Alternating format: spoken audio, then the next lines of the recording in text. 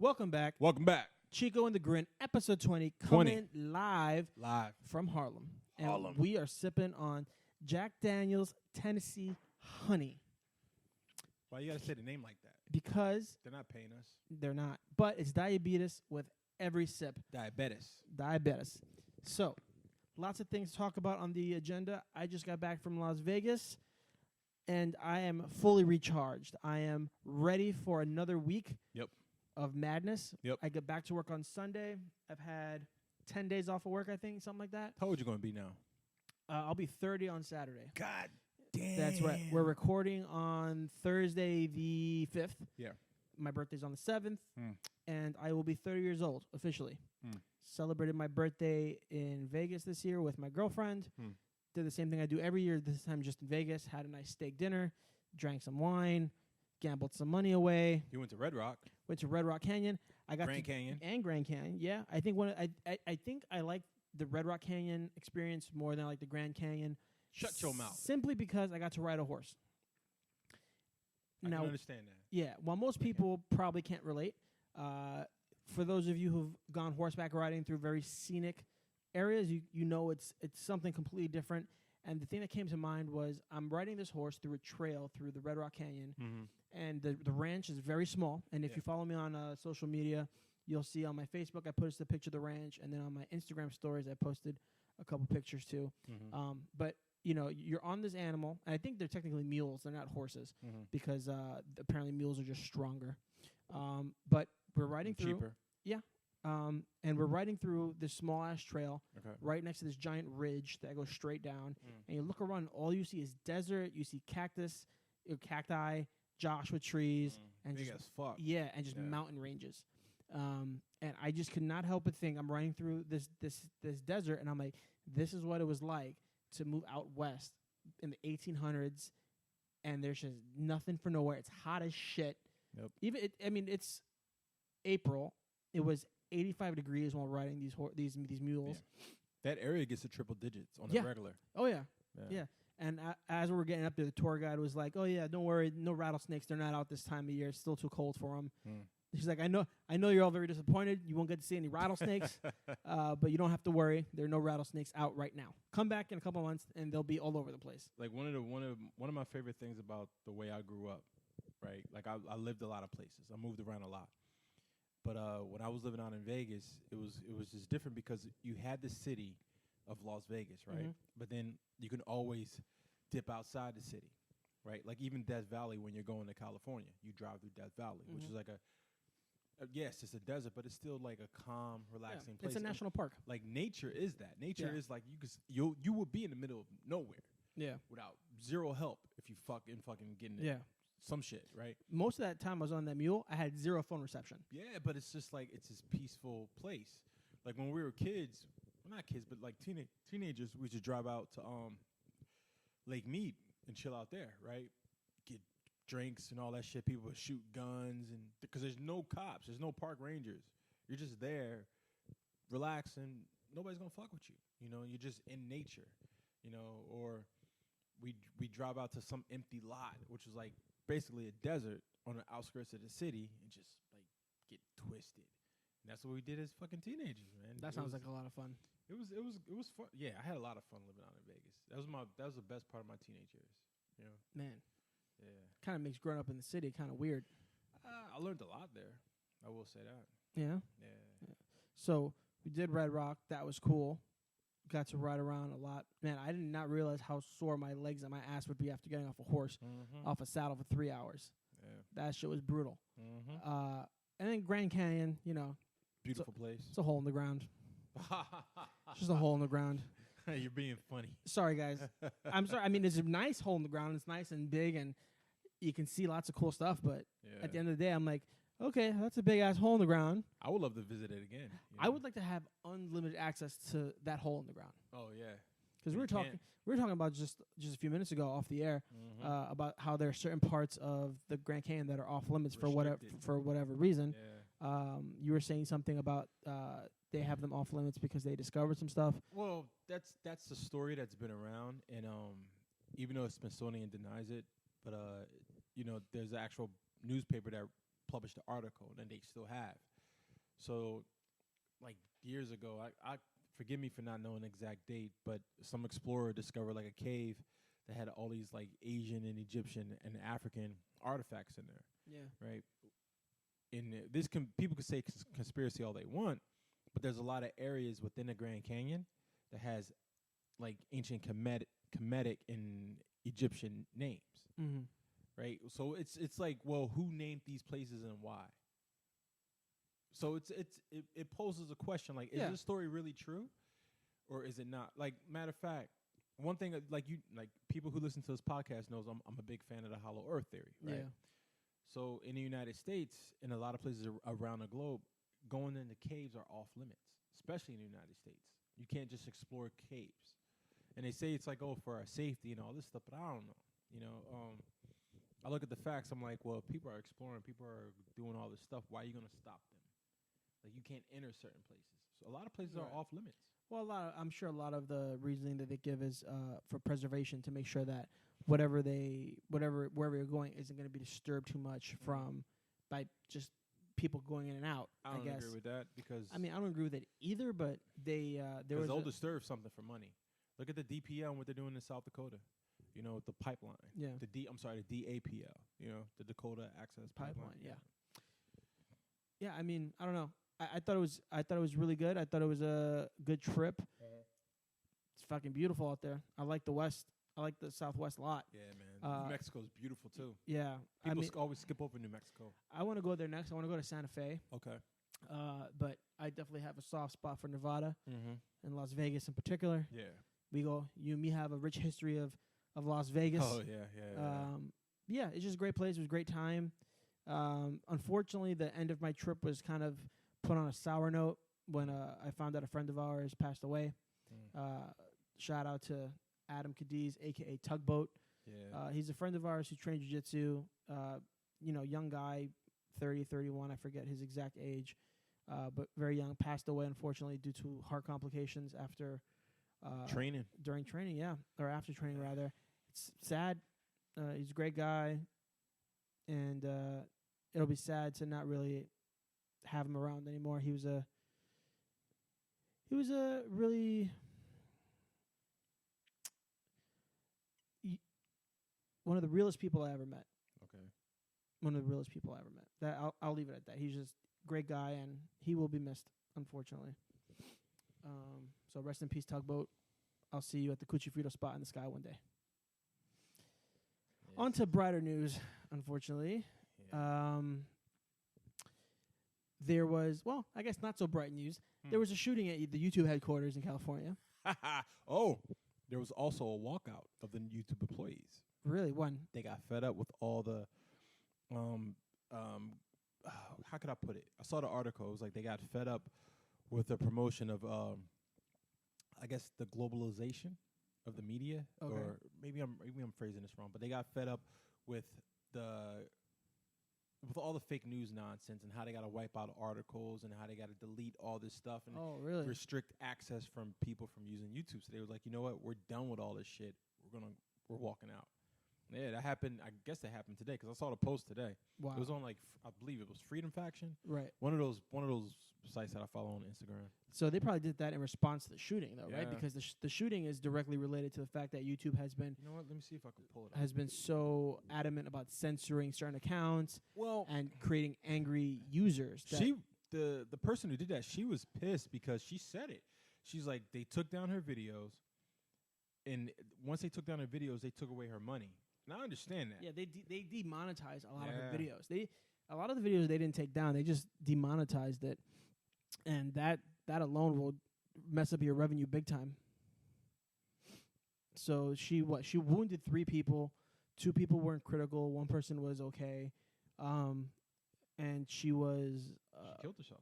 Yeah, she shot herself before she could be apprehended. She was a hardcore vegan, animal rights activist, and a female bodybuilder. She was a person of Middle Eastern descent, apparently, and I only know that. Are you saying that because she's a Muslim? Are you saying there was a Muslim connection? I don't know if she's a Muslim. Is that what you're saying, Gomez? Yes, that's exactly what I'm saying. No, I don't know. I didn't even realize what her nationality was until somebody online brought it up. Not that it means. I mean, I don't even know if I would call this terrorism. I don't think I would, because she's just disgruntled. She's just a disgruntled person. Yeah.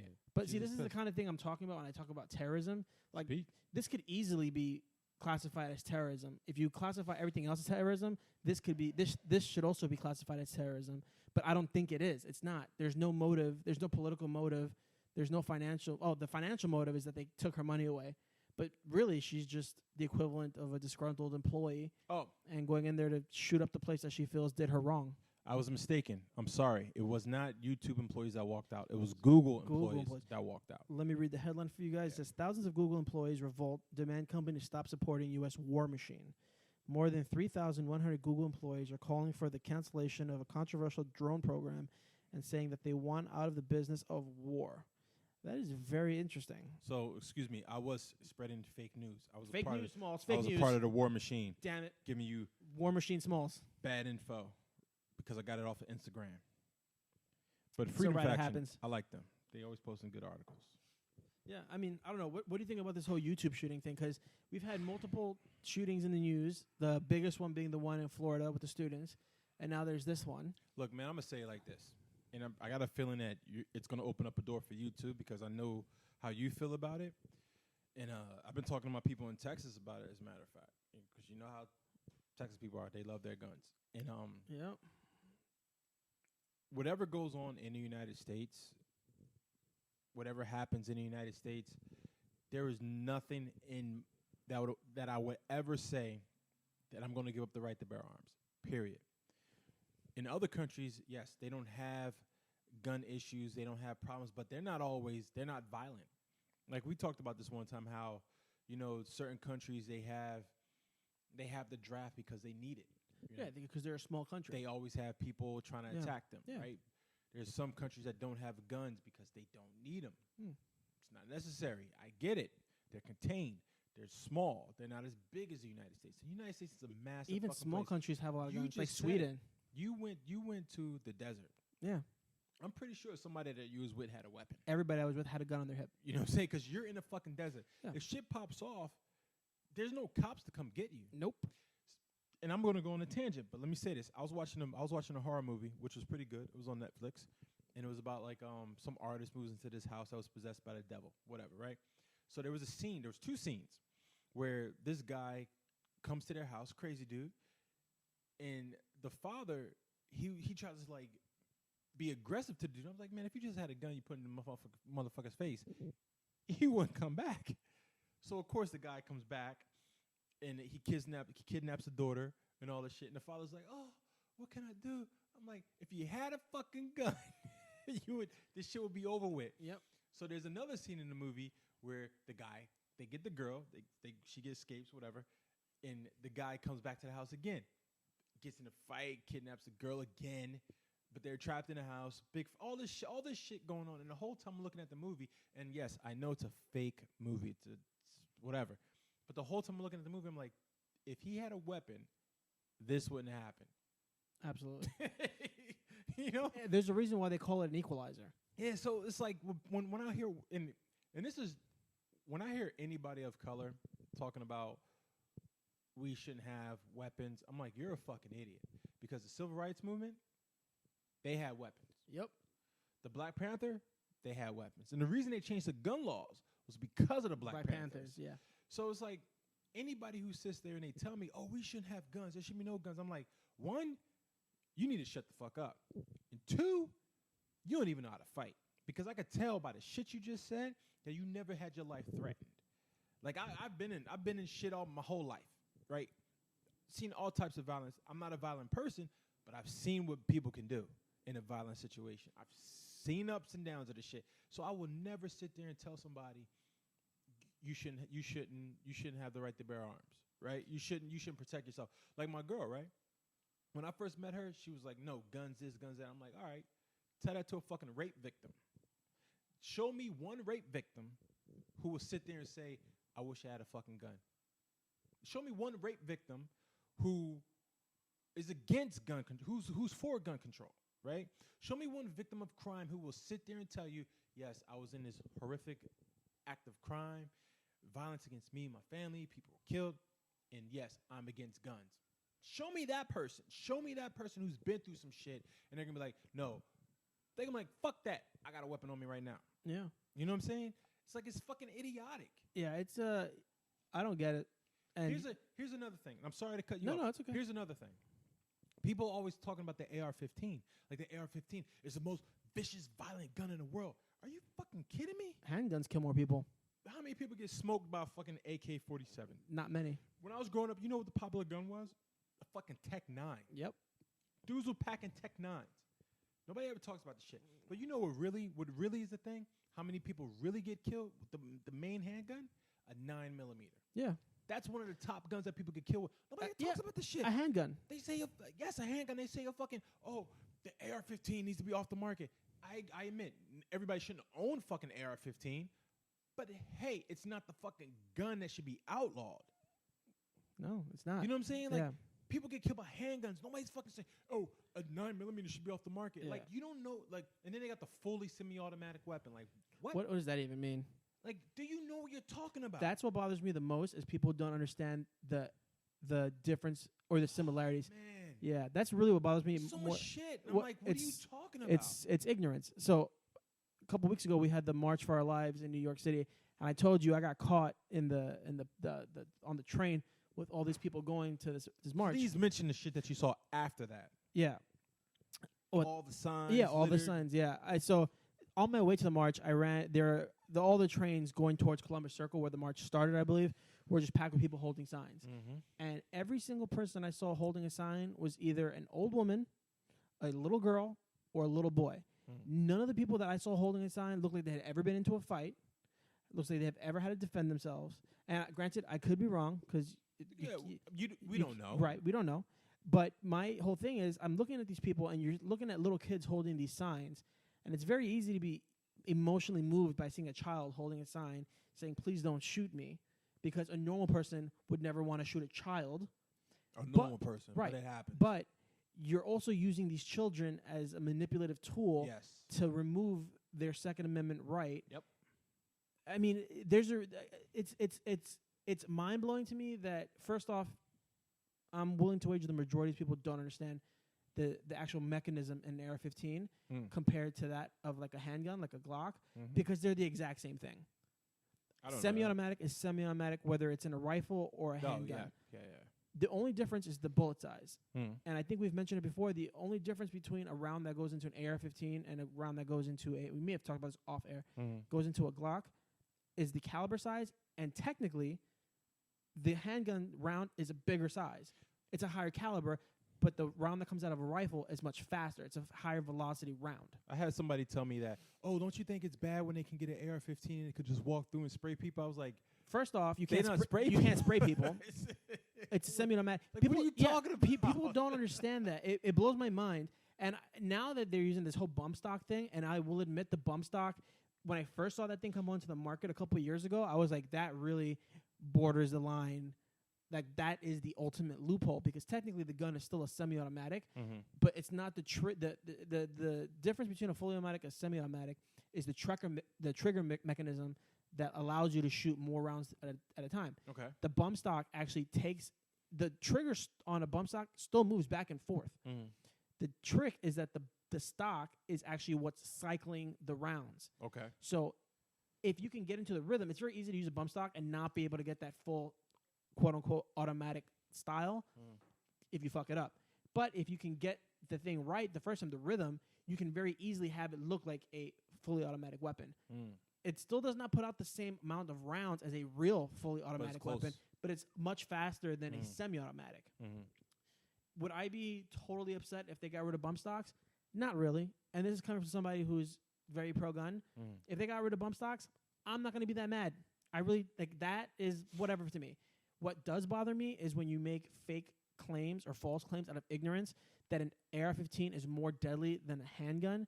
When stats show that handguns are the leading killer of people because they're concealable and they're much more widely spread than AR-15s are. The AR-15 is America's gun. Don't get me wrong. That's an American-made rifle. But the gun that's killing most people, and I'm willing to bet throughout the world, are handguns. And this other thing that's been pissing me off is this whole, I'm I'm not even sure how to word it properly, but it's like I feel like there's just like a massive campaign of people purposely knowing that they're lying just so that they can get something passed. It's just I don't even know what to say, really. I mean, between the people who don't know anything about guns and then like all these kids, like it just blows my mind that we have and of course no disrespect to these kids from this high school. It's terrible what happened to them, and they have the right to say how they feel and demand change for whatever they want, but they have to realize that they haven't experienced life enough to really have a fully formed opinion. To say that guns are dangerous is like, yeah, and water's wet, but it's like these people are never going to go away. Here's my thing on that, but I want to put on one more thing. When I was younger, this bullet came out on the market. It's called shredders. Yeah, those are black talons. They rip through. Yeah. I remember when these came out, immediately they were illegal. Mm-hmm.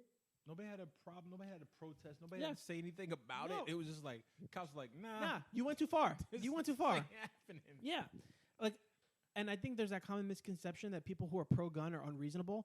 And you know me, I'm pretty. How pro-gun would you say I am? I got plenty of pro-gun people in my family. I'll never say that pro-gun people are unreasonable. Right, but the thing is, we've been demonized. My family will be like, why don't I have a gun already? Right. That's their question to me. Yeah.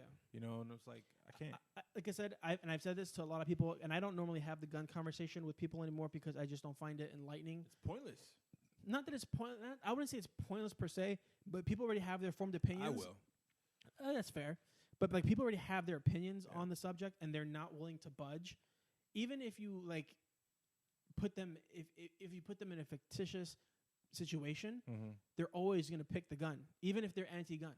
Like you're at home, you're with your family, and somebody breaks through your window. In New York City, it's very rare that somebody would break through your front door because our doors are metal. But in New York City, the old school way of breaking into somebody's house is going through the fire escape, right? Let's say you're in your living room, you're watching TV. I hate that fucking fire escape. And it's always in the fucking kitchen or the bathroom. I hate it. Mine's is in my bedroom. Mine too. Yeah. All of a sudden, you hear a crash, and somebody's coming in through your fire escape. What are you gonna do? What are you gonna do? Do you know if they have a gun or not? You don't know. So you have to. You should assume that they do. Yep. What are their intentions? To rob you? To hurt you? You don't know, but you should assume the worst. You should assume that they're there to fucking kill you. Yep. So what are your options? You fight them barehanded. You run to your kitchen to try to grab a knife. But, Too late. But they're already in your kitchen. Yep.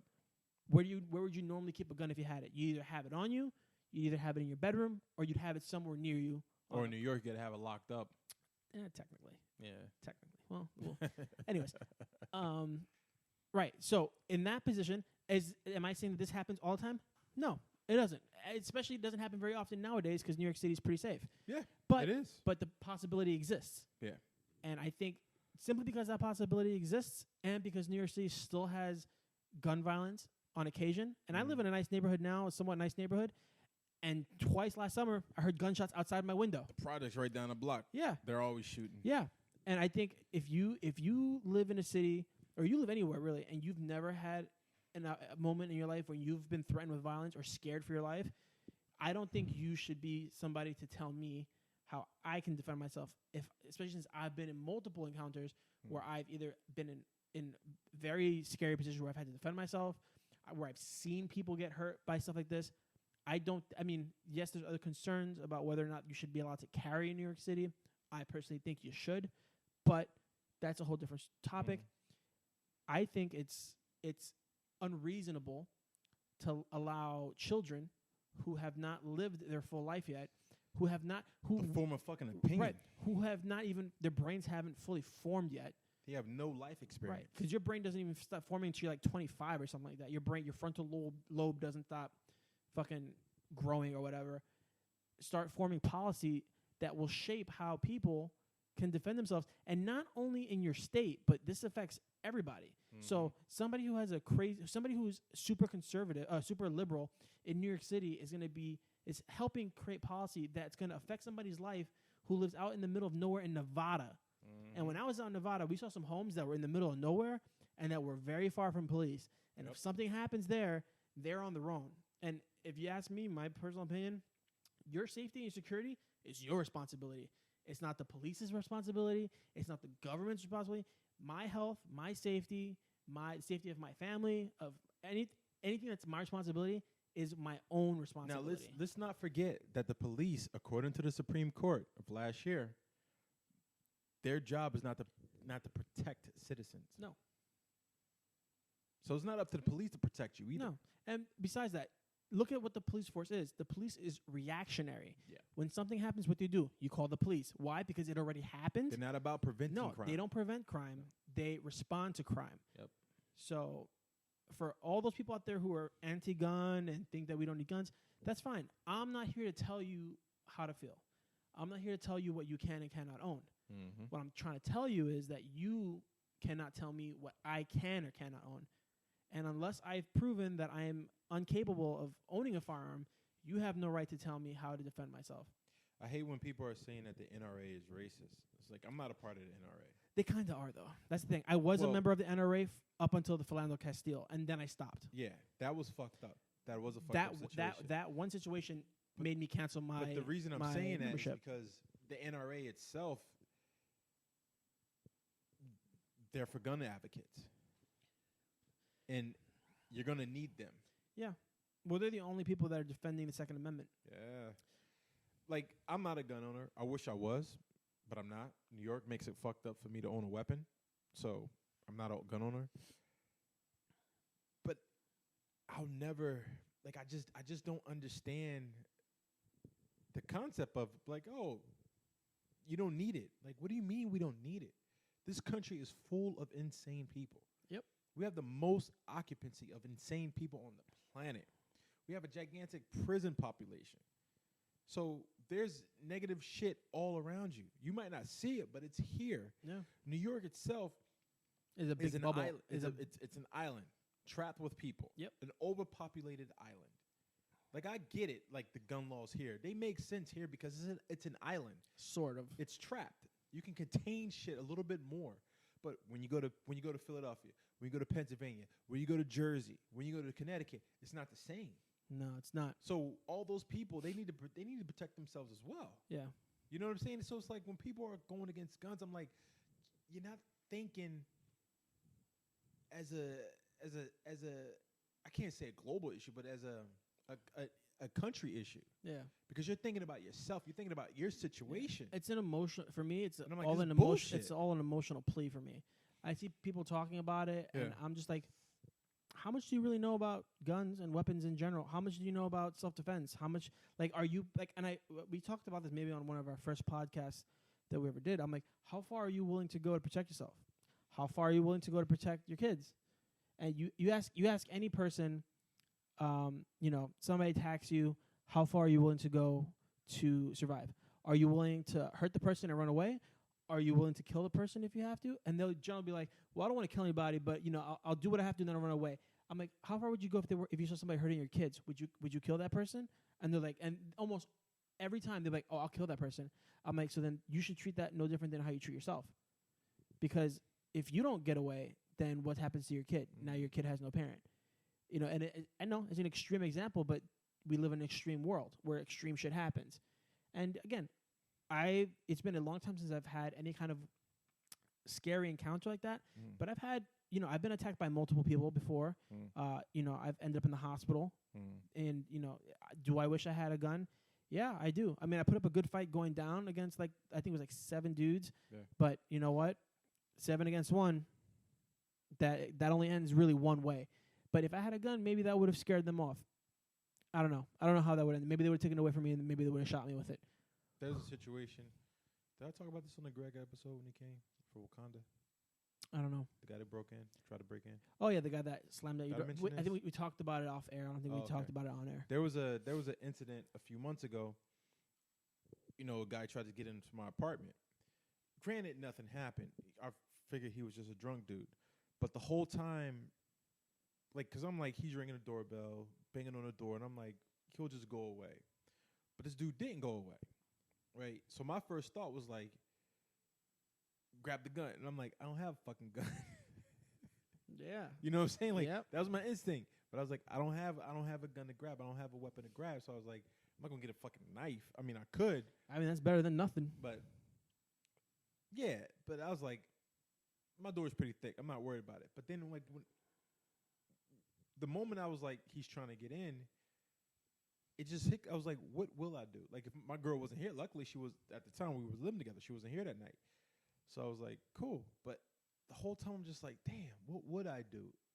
You know what I'm saying? Like, how could I, if somebody did try to come in through the fire escape, what would I do? You know, if I caught somebody in here when I wasn't home and my girl was here, what would I do? You know, like there was an episode of the Sheepdog podcast, right? Which is I think it's Tim Kennedy. Yeah. Right. Good podcast. Yeah. And he has an episode on home security. It's good, man. It's very good.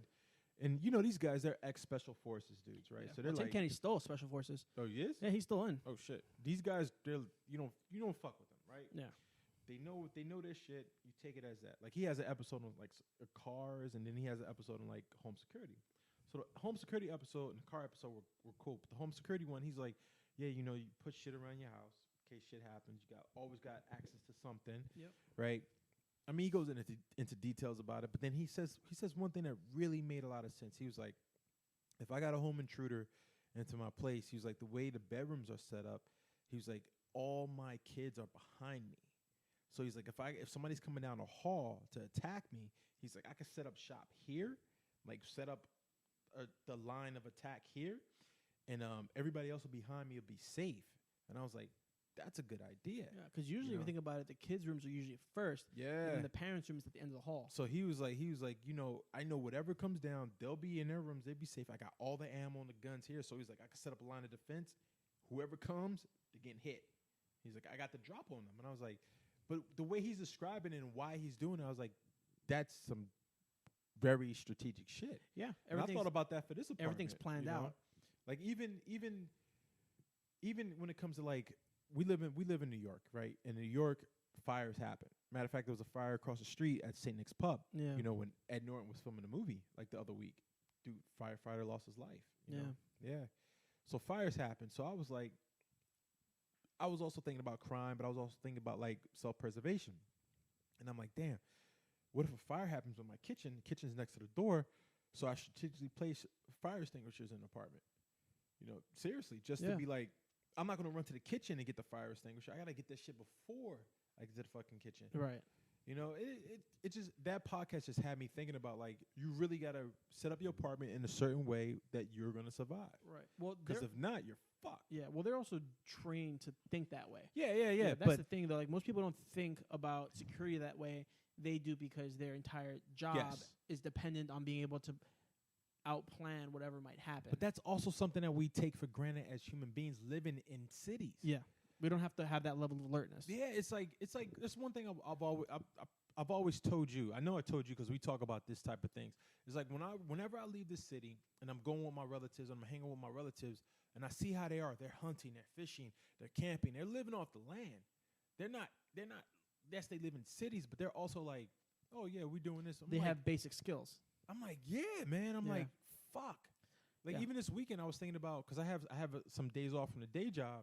I was thinking about doing the CPR and then doing the first aid class, and they have a first aid class for adults, and they have one for also children in case you have a child, you know, to get certified. And I was like, I should just do this shit. Spend one day, learn all this stuff, and get certified. And the certification lasts for like 2 years from the Red Cross. And I was like, I definitely need to get CPR done.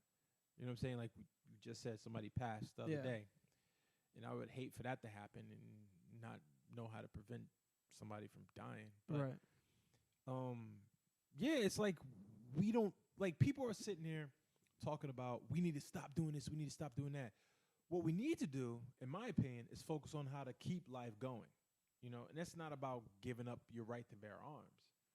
It's like if it's a mental issue, then we need to focus on that. If it's somebody being bullied at school, we need to focus on that shit. You know, stop kids from being punks. You know, it's like, oh, it's okay. Go read a book. Go do yoga. Like, motherfucker, why don't you take a jiu-jitsu class? Yeah. Stop being a little bitch. I think. How about that? Yeah. No. Go fucking choke these kids out. Yeah. You know? It's a different time. It's like, what the fuck, man? Yeah, it's different, you know. I don't know. Is there a weird connection between, like... Well, I think the whole mass shooter thing is mostly driven by the media ever since Columbine. Mm. They made those kids the That was media. a long time ago. Though. Yeah, but that thing that waves that echoes through Yeah. time because they made those killers famous.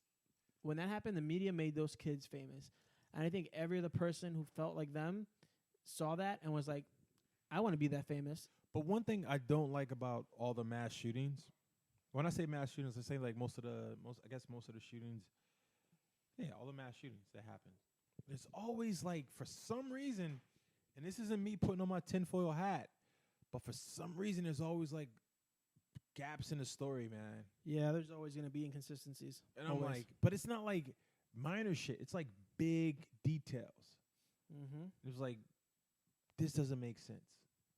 Like, is this shit? And it makes me think, like, damn, are they fucking with us? Or is this like really going? It's so hard because it's, you look at and I'm talking about, you look at all the facts that are given to you, and it's like, okay, what? There's gaps, and I'm pointing out these gaps. I don't want to sound like a lunatic, but what you just showed me doesn't make sense. Right? Yeah, there's always even the Vegas shooter. They just now gave us video of the Vegas shooter. Yeah, that still drives me nuts. Doesn't even make sense. Drives Why me are you gonna crazy. wait so long to give us this video of the guy with the bellman through the hallway to the elevator? That's it. That's all you got from Las Vegas. You just went there. How many fucking cameras did you see? There's so many cameras everywhere. Everywhere. Doesn't make any sense. You can't walk around that city and not end up on camera. So the fact that it took them that long to release that kind of stuff, and the fact that they're missing video footage is missing. I think the Vegas shooter is maybe one of the few mass shootings that is like a genuine conspiracy, because there is a lot of questions around that guy. Like, how many rich and successful people that you know would just be like, I'm just gonna fucking kill all these people for no reason? Because that guy was wealthy. He was well off, right? What reason did he have? There's no political motivation. His brother got arrested for child porn. How convenient. There's no political motivation. There's no religious motivation. There was no financial motivation. Did he just hate country music? Was he just a psychopath? What is this? I don't know. I don't know. I think that is one of the strangest things that have gone on in terms of the whole gun control thing around the United States. I don't know. It's I don't think that there is any reason, especially, this is another thing that bothers me. All these people who want guns to go off off the streets or the market or whatever you want to say. Okay, you're playing to the government. Who's the head of the government right now? The guy that you constantly shit on.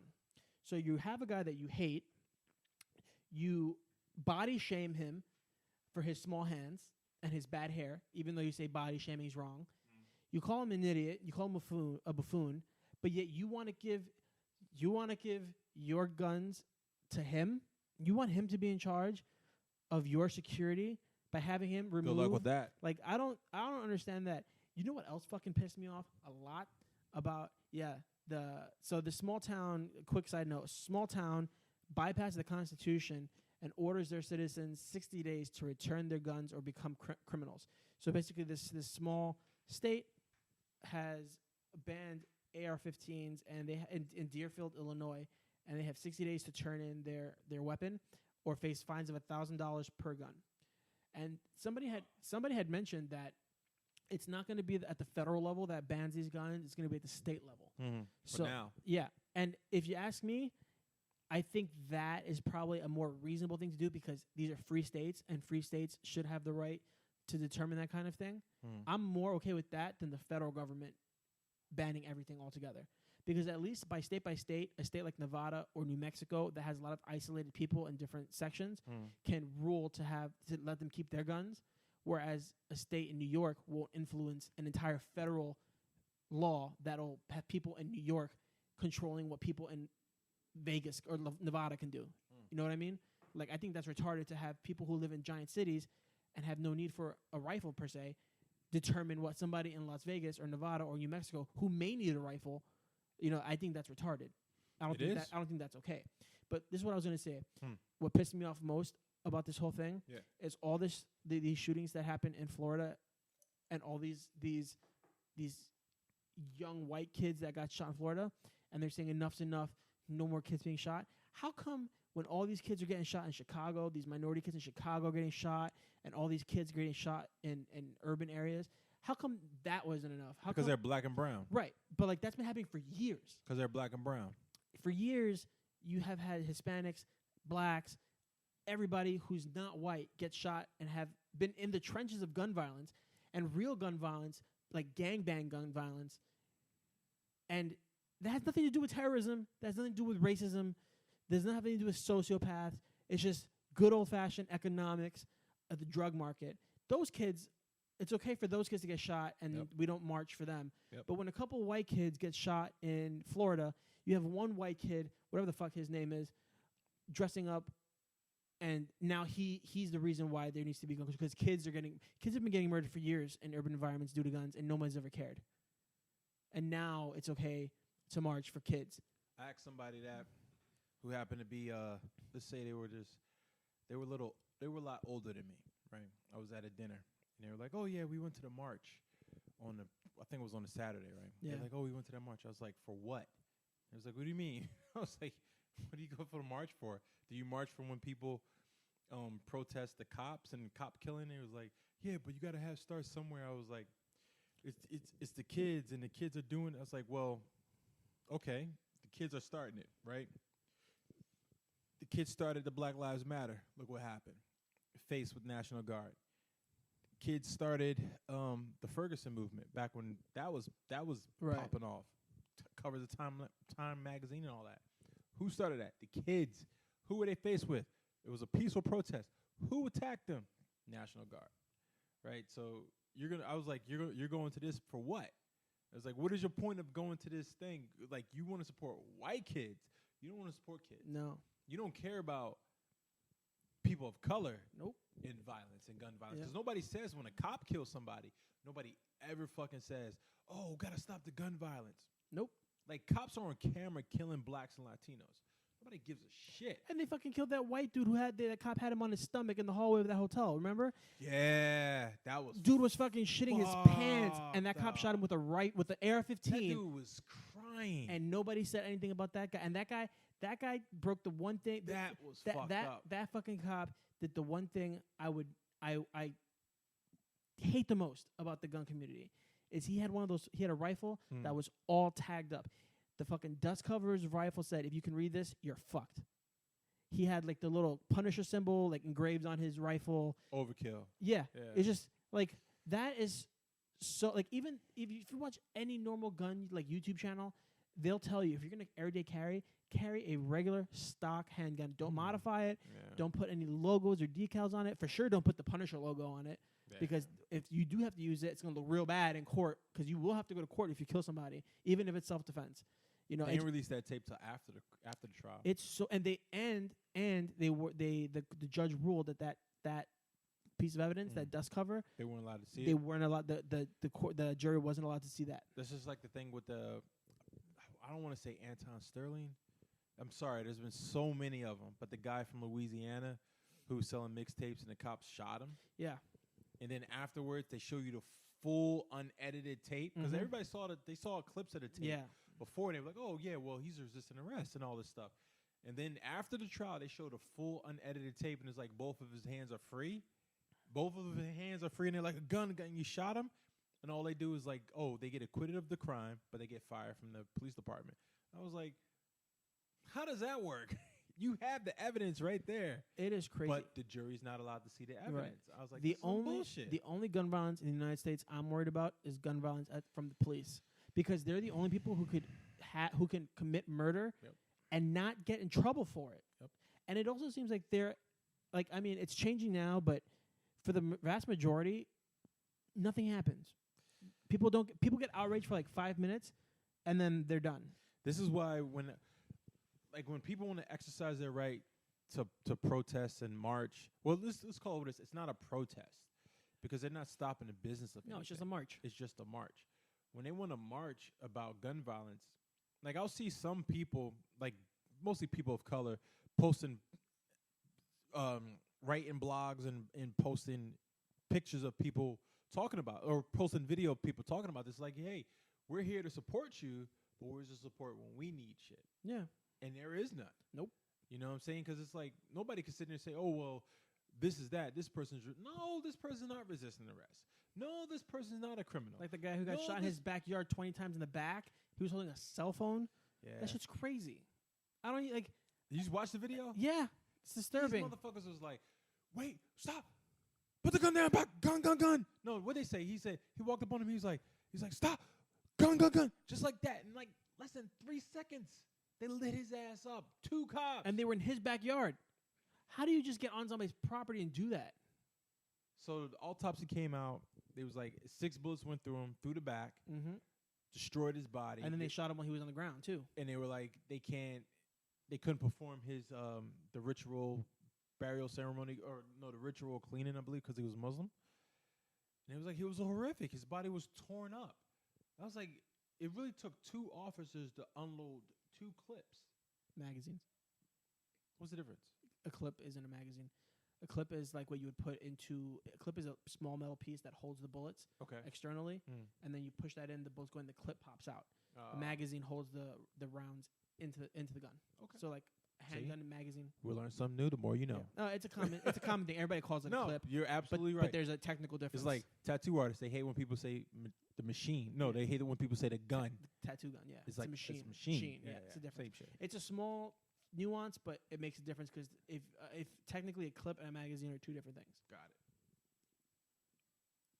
Oh yeah. So right. No, you're on point. But I watched the video and I'm like, you know what really infuriated me about the video? Tell me. I was heated. It's not even the fact, like, and this is what's fucked up about me. I wasn't even mad at the fact that they shot him. That's not what got my blood boiling. I watched the video. I was mad at the fact that these motherfuckers gonna wait there around the corner because they were on the corner of his apartment. Or not, I'm sorry, not the apartment, the house. They were on the corner, like, looking around, scared. You know, the one cop with the video camera, he's all trembling and shit. Next thing you know, they wait. This motherfucker's not moving. He hasn't been moving for a while. Right. And they're like, get rid of the gun, show your hands, all this shit, right? He's dead. So they finally, like, call, backup arrives or whatever. And then they like, you got me. He goes over close. They cuff the dude. He's dead. They try to do CPR. He's fucking dead. And then the lady cop comes over, and these dudes are still trying to talk to him. I'm like, you fuckers know this dude is dead. You're trying to play this shit off of the camera. Anybody who has common sense would know this guy is fucking dead. That shit pissed me off. Because they did the same thing with Eric Garner. Yep. When Eric Garner was fucking dead, they arrested this dude. They put the cuffs on him. And I'm like, that's a dead body that you're carrying. You can't fucking pull that shit off. You can't be like even in jiu-jitsu, if somebody chokes the fuck out, you're going to know because the body goes limp. Yeah. You can be like, oh shit, this dude is out. You just stop feeling resistance. Yeah, you're like, something's not right here. Yeah. So when I saw them, I was like, you motherfuckers are sitting here trying to cover your asses and be like, hey, man, buddy, you still here? Like, this dude is fucking dead. How the hell can you think? I'm pretty sure that it's happened a few times where people get lit up and they're fucking still alive. Yeah. You know, it's possible. Shit can happen. But come on, man. Like, watching that video of this shit, I'm just like, and then they want to say, like, okay, well, there's a helicopter camera video of him running into the backyard, jumping the wall. Who gives a fuck? It's his grandma's house. Yeah. If he didn't do anything illegal, what the fuck who cares he jumps the wall to get into his backyard? It's his grandmother's house. Why were they even looking for him? Well, they weren't looking for him. The story that I read was like they were looking for somebody who was breaking into cars on that block. They got a phone call, and this is from the cops' video as well. They got a phone call that said like somebody was like not even breaking cars, but breaking windows of cars on that block. So they I guess they found somebody at some point, and then he ran into the backyards. So they're walking up and down the street of that area, and they show them going from house to house, and they even asked one lady, like, "Oh, can we check your backyard?" Blah blah blah. So they check, nothing's there, and they keep walking. They see something. They're like, "Oh, I saw somebody," and they start running. It's him, right? I'm sorry, I believe his name was Stefan Clark. Yeah, there's Stephen Clark. Stephen Clark? I believe so. Yeah. Sorry if I get the name wrong. I hate that. Yeah. But I didn't write It's a that. lot of information to retain. Yeah. So from the video, they're going from house to house, and then he's just checking, and it's just like it's not a busy street. It's like a western street, like a typical street you see out west. It's like houses very spaced out and stuff. And like one of the cops like, yo, you saw something, so he's running to the yard, and then all of a sudden he's like, yo, stop right there, put your hands up, gun. I'm like, really, dude? It's pitch black in that fucking yard. I think it was like one porch light. And like, you can't see shit. And it's like, this dude just assumed it was a fucking gun. And he opened fire at him. 2 cops opened fire. And you could tell the other cop just started shooting because the first cop was shooting. And I'm like, and then this motherfucker's just trembling. And I'm like, yeah, you fucking murderer. You're a fucking murderer, man. And it happens all the time. But nobody's marching for that shit. Nope.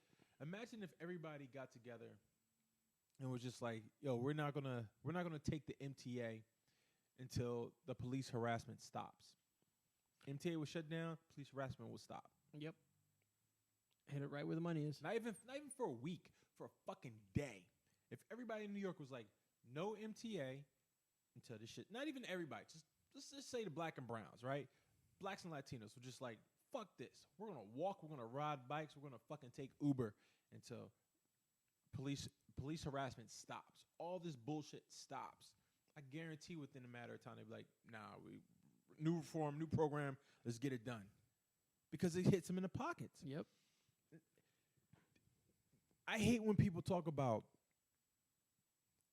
and probably going on a little long about this subject, but I hate when people talk about this needs to change and that needs to change. I'm like, yo, my man, nothing's going to fucking change until we hit them in the pockets. That's the only thing that matters. It's like Money. you could tell me all you want about what happened in the 60s. This ain't the fucking 60s, man. Nope.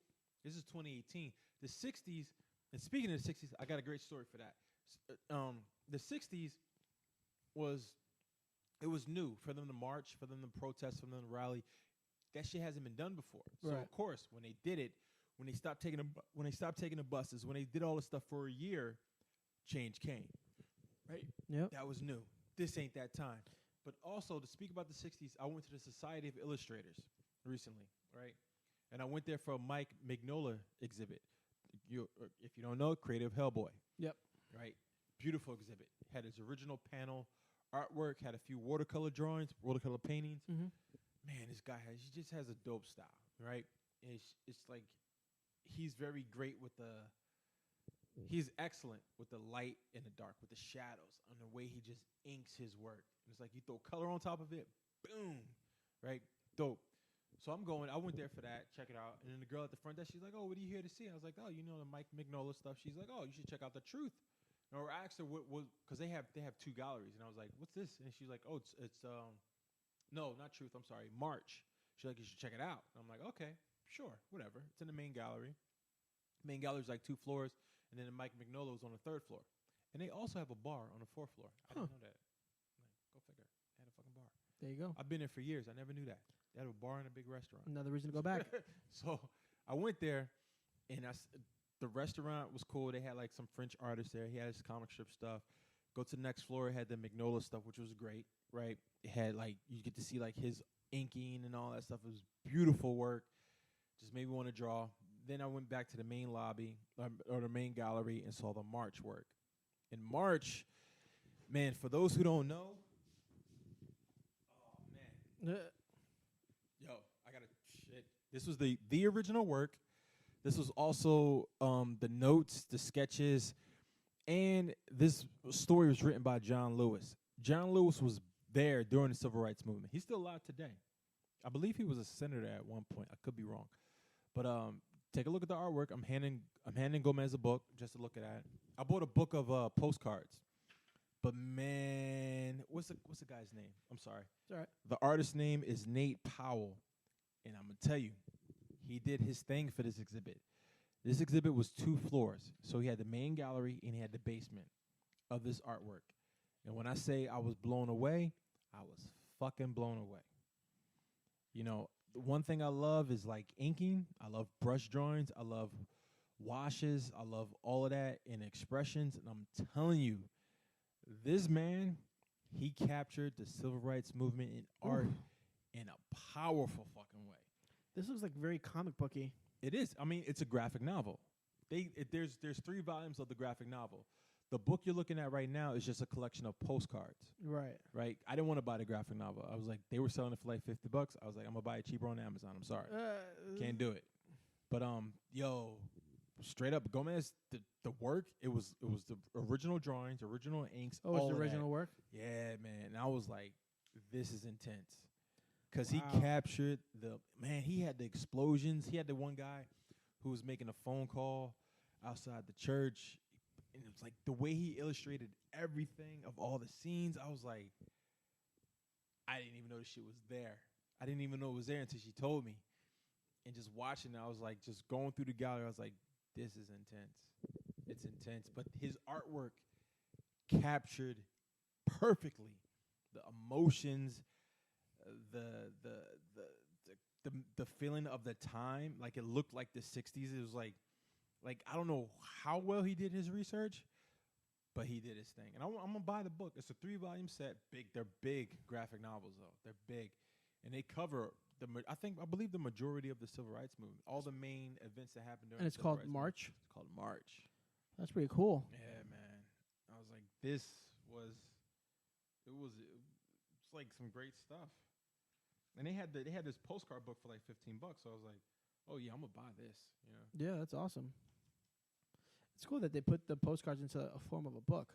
I bought something like this for Kehinde Wiley, the guy who did the Obama painting. Yeah. When I was at the Brooklyn Museum, they had a similar thing, but they didn't have so many postcards in there. But this is like a hardcover book. Yeah, that's what I thought it was at first. There was like just a mini hardcover book. I'm like, I don't really want to rip these out. You know? I wouldn't. I would leave those just like they are. Making good trouble, necessary trouble. There's just like, yeah, man. It's like just simple things. Yeah. But the way he Reminds me of Sin City a little bit. Yeah. Frank Miller stuff. Yeah. It was good. It was a great exhibit. You know. That's awesome. So much work. I was taken away, and I love exhibits like that. I love exhibits that they make me feel something. Yeah. You know, when I go there, and I'm just not looking at the artwork. Like Mike Mignola, his artwork is great, but there was no feeling, right? It was like, I'm a fan of Hellboy. I love the movies. I love the work. I love the characters he made. I love the comics, but there's no feeling. When I went downstairs and I checked out March, I was like, you hit me with the feelings, man. Right. You got me thinking about something. And there was even stuff that I didn't even know about that he illustrated. And John Lewis, like I said, I don't know his whole history, but I know the dude was around. He was a young guy when this happened, and he's still living now. I think he was on an episode of Parts Unknown, matter of fact, with Anthony Bourdain. Oh. Yeah, at one point. Okay. Yeah, he's still living. He's still living. Still alive, kicking, still working in politics. I'm like, so when I saw his name, and there's a letter from him too that he wrote to Nate Powell. When I saw his name, I was like, this dude is part of this shit? Because at first I thought it was just a comic that this guy made. Right. You know, but nah, he actually got like, it was a partnership. That's awesome. Fuck. It's always fun to stumble upon stuff like that when you go for one thing and then you find out that there's this whole different exhibit going on at the gallery or whatever. Oh, yeah. Awesome. No, it's very cool. Well, we went on the gun thing. For a lot. No, it's good. It's good. This is a topic we haven't spoke on for a while, I think, and it was overdue talking about the whole gun thing. And nice segue into the art exhibit. Yeah. You know, I don't know. I think we got very, like we say all the time, strange times, and how you like to say it's the first 15 minutes of a bad movie. We are. I mean, let's talk about real quick the embryo that they created without a male or a female. They just fucking made body. They just science the person together. Yeah. That's fucking terrifying. And they're gonna let that thing grow? As far as I know. That's fucking terrifying. Imagine what the thing's gonna look like if they fucked up. There's a story I read. I haven't fact checked it yet, but there was a story I read where scientists cloned or they created a chimera. Yeah. A human ape hybrid. Oh yeah. And they were like, it was so human-like that they killed it. It was like, nope, done. Shoot it, done, over. Like, I don't know how true it is, but I wouldn't be surprised if that actually happened. Like, when I read the story about, briefly about the human embryo, it immediately made me think of like all these cloning movies, like Splice or Morgan. You know, I mean, imagine if you can create something and take out all the ailments that humans have, all their weaknesses, and just heighten certain aspects. Yeah, I mean that's intelligence, muscles. Yeah, that's gonna be. I mean, they can already tell looking at embryos. Crisp. If the CRISPR, yeah, if the embryo is healthy or not, but they'll be able to engineer a perfect person to the exact height, color of the eyes, color of the hair, skin, strength, bone density. They'll be able to make just a superhuman being without ever having to need actual DNA from people, which is fucking terrifying. Or they'll take DNA from all the best people they can find and put that shit together. I'm sure that was a movie at one point too. Or it's gonna be. It's fucking crazy what's going on. I can't even. I hope I die before any of this shit happens. I don't want to see any of this shit come to fruition.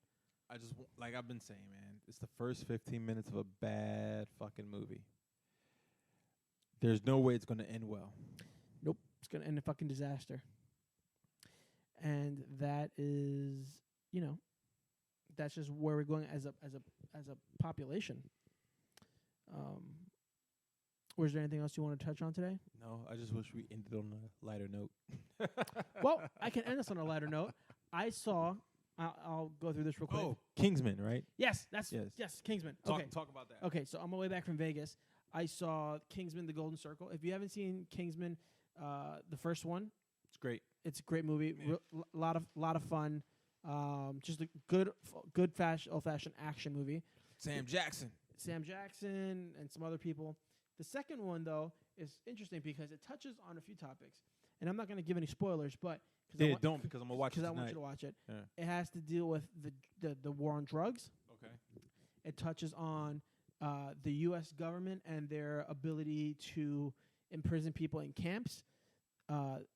The ability to discriminate against people who are sick.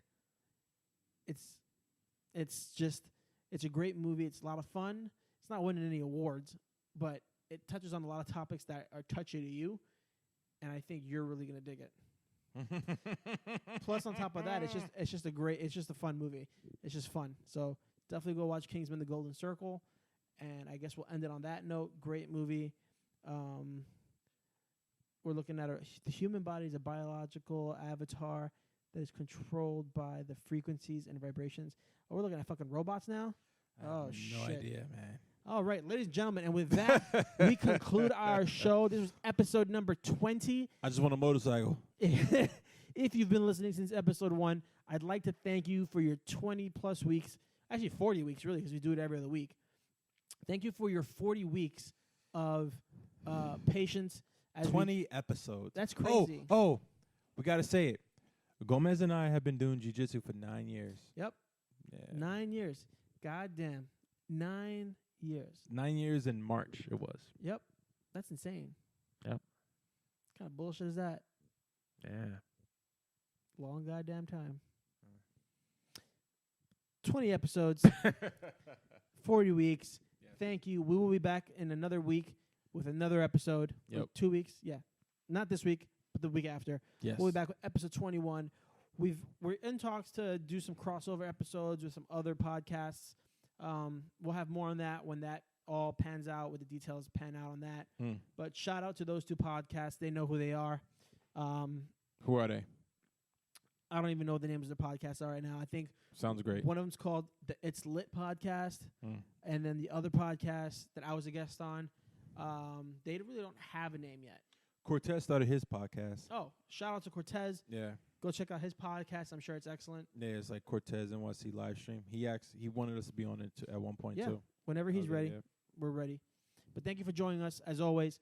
If you have comments, please let us know. Email us. Get in contact with us on Instagram. Chico and The Grin on Instagram, Twitter, Facebook. We don't do Facebook. We don't do Facebook? They give out your information. Oh, okay. We're not doing Facebook anymore. Fuck Facebook and Mark Zuckerberg. Boom. Chico and The Grin at gmail.com. If you have any comments or concerns, hit us up. We'd love to hear from you. We'll respond. We'll respond to you on air if you want.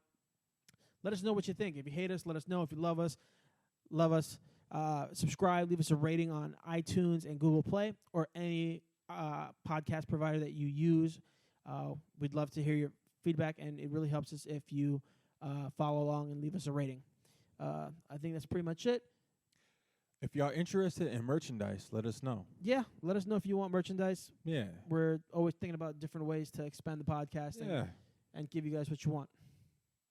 All right, this is Chico. And I'll The see you Grin. later. Peace.